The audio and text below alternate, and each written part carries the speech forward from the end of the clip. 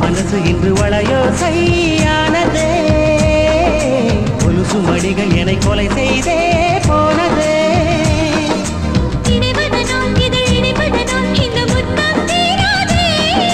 நனைவதனால் மழை நனைப்பதனால் நதி குற்றம்